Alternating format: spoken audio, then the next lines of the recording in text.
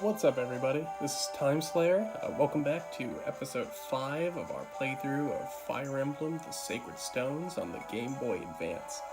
Now, if you remember last time, we went through the Borgo Ridge and defeated Bandit Barbza to save Eirika's bracelet, and also recruit Colm and my personal favorite character in the series, Neimi.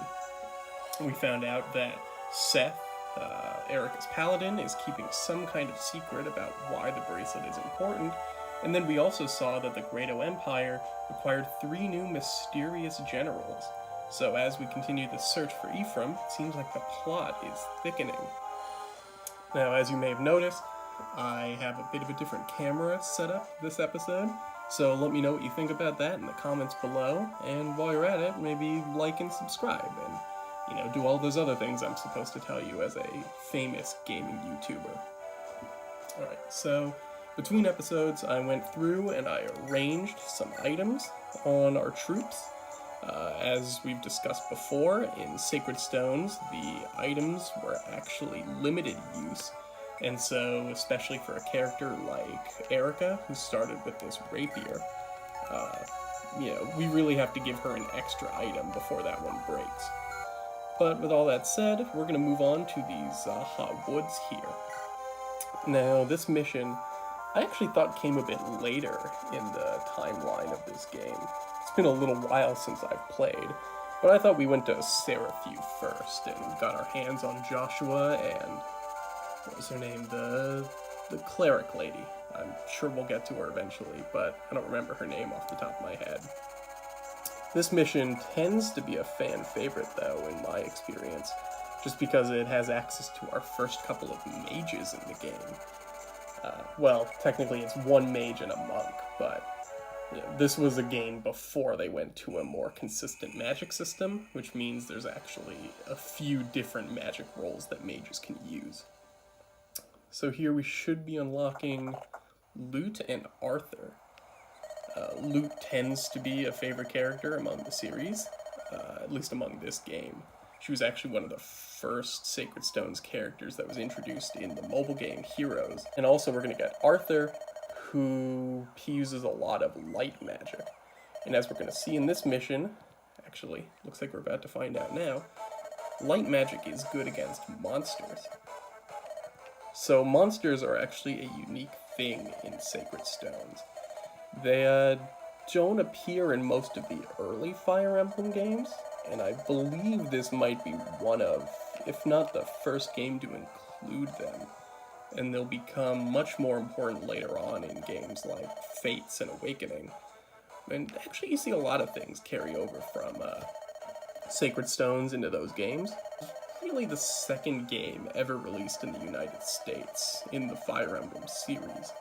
So after the original Fire Emblem, or Blazing Blade as it's known outside of America, intelligence systems really needed to shake things up in order to make sure that a Japanese RPG stayed relevant in a Western market. So he wants us to flee, but we're not going to do that because Eirika is all about just saving everyone. She's all about peace in this war-torn area.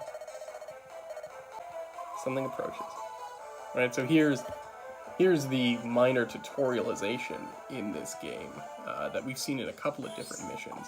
They're just going to kind of show off to us that, hey, light magic is good against these monsters. As you can see from the upper arrow on his weapon there in the bottom right corner. And it's done it a few times. Oh, okay. So this is interesting. So we haven't come across this yet, but this is the first mission in Sacred Stones where we have too many units for what's allotted to us. From here on out, it's only going to let us use a few of the characters that we picked up in each area, which means it's about the time when we get to pick our favorites and decide who we want to carry over in each mission. See, this is important because, obviously, if you can't train everyone, that means you have to pick a few that are going to be very powerful. Which means, those characters who are especially powerful, they're going to get more of the weapons to gain EXP and level up enough to that they can promote into their next levels.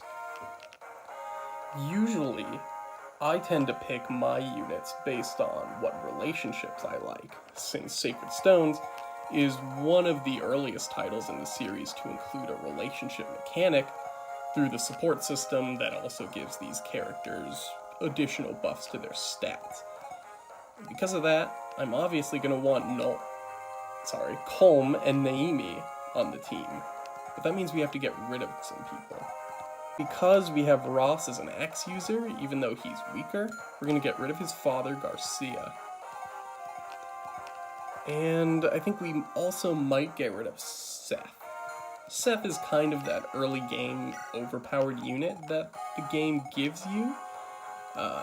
And as you've noticed in the last couple of episodes, I've refrained from using him as much as possible so that I could get experience on Eirika and Franz and a couple of other characters that I want to see promote. So now we can start the mission. Alright, so Arthur wants us to get over to this village quickly so that we can recruit loot onto our team. We saw in the last couple of missions that sometimes going into villages can do things like get you extra items. We'll do this here too.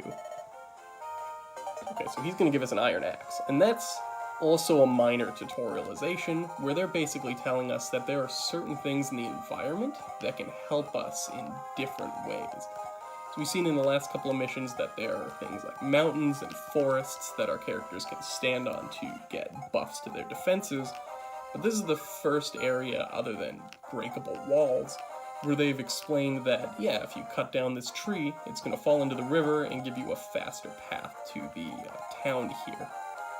Now, we don't necessarily need a faster path because we have a flying unit.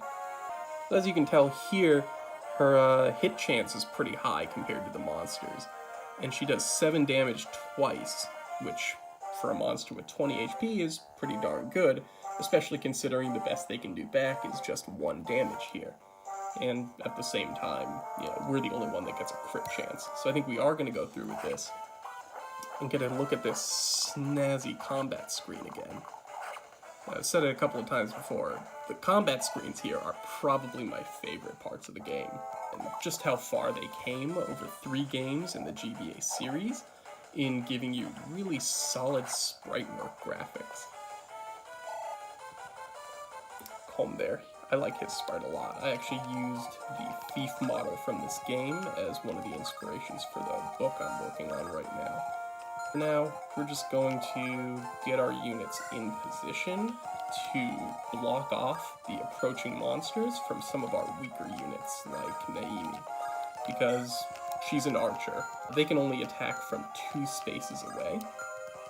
And I've explained it before, but you can see the outline of how they move around on these graphics.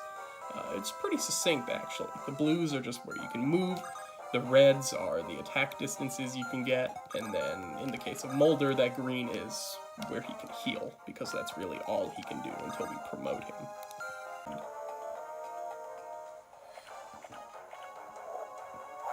Now, as you can tell with the music, this is actually different than the soundtrack that came in when we were attacking opponents. And I don't tend to like Sacred Stone's music more than a lot of the other games. One thing it nails is having different compositions for when you're attacking or defending. And especially when it's a boss battle, you can always tell just how impressive things are. Alright, so Colm's level 3 now. He got HP and speed, it looks like, which are pretty good random buffs for him to get.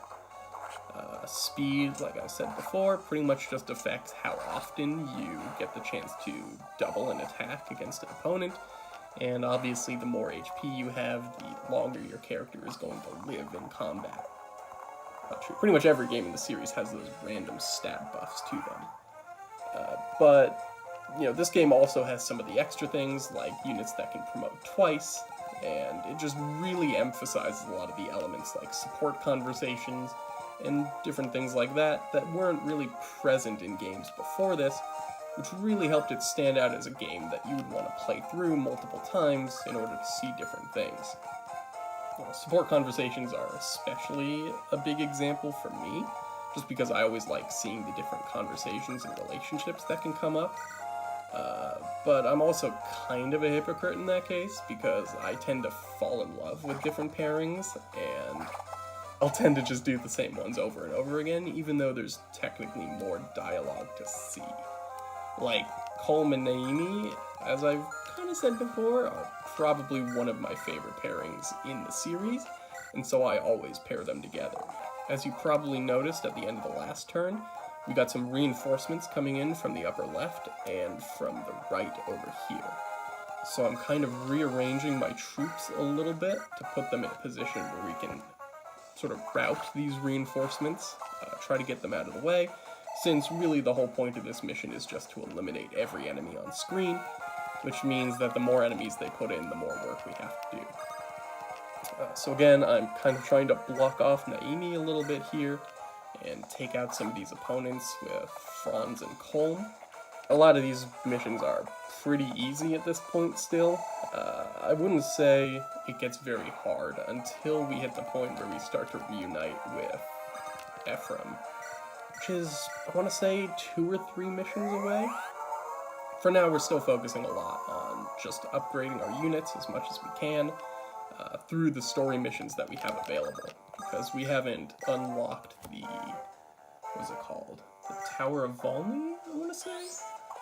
Again, it's been a while since I played, but there's a tower that you eventually unlock, which lets you just grind up units as much as you want, so that you can start to do things like, give them enough level ups to promote, or you can improve their weapon efficiency with different things so they can use more powerful weapons, or you can just build up support conversations by having them battle together. It's another one of those things that makes this game really replayable. It's just going through and messing with a lot of that. I kind of spent a little extra time just going through and messing with this, and really this is the first part of the game where the missions start to get long. So I think I'm going to unlock loot here and show you guys what she's all about, and then I'm probably going to cut things off for now. She kind of plays into that trope of the mage that's really haughty about her abilities, and, to be fair, it's justified, because she is a very powerful character in this game. And also, the sprite work on the mages are really good. I usually pair her with Arthur, just because they tend to come together, and it almost seems like it makes sense to have that package, but, it's a different playthrough, so I think I might do something different. It's really one of those things that helped this game especially stand out compared to the likes of other JRPGs like, say, Final Fantasy, where really you're going to play that game the same exact way every single time. That's really, in my opinion, the core of what helps Fire Emblem stand out as a series. And Sacred Stones really emphasizes that with a lot of the different elements it adds in from older titles. Just being able to come in and replay this game over and over again to do different supports, and see characters advance with different weapons, and to do different paths of promotion, and, even so far as things like when we eventually unlock Ephraim, and we get the choice between following Eirika's path and Ephraim's path. It really splits up the game in a way that lets you do different things each time you play it. But yeah, a lot of these encounters aren't super troublesome, just because of how early they are. Oh. I totally forgot that lurk shows up in this mission. So for now, these guys are kind of a recurring joke. They show up and they say, yes, we're going to stop these evil invaders and take them down, and, Dozel, the dwarf-looking guy, is super into it, and her thief protector really isn't into it. But there's a few missions where they're going to show up and just say they're going to help, and then they take so long to get down that they can't help. But eventually they do get recruited, and so we can look forward to that, probably somewhere toward the halfway point of the game. But that said, I'm kind of out of time for this episode. So on the next episode, we're going to finish off this mission and move on to Seraphew, I believe, where we get to find out a little more about just kind of the destruction that's befallen Magval as a result of Greta's invasion. So if you like this episode, like I said, comment down below or just like the video. And even if you didn't like it, you can go ahead and give it a dislike. You know, I'm always appreciative of any constructive criticism I can get. But that said, I'll look forward to seeing you guys next time.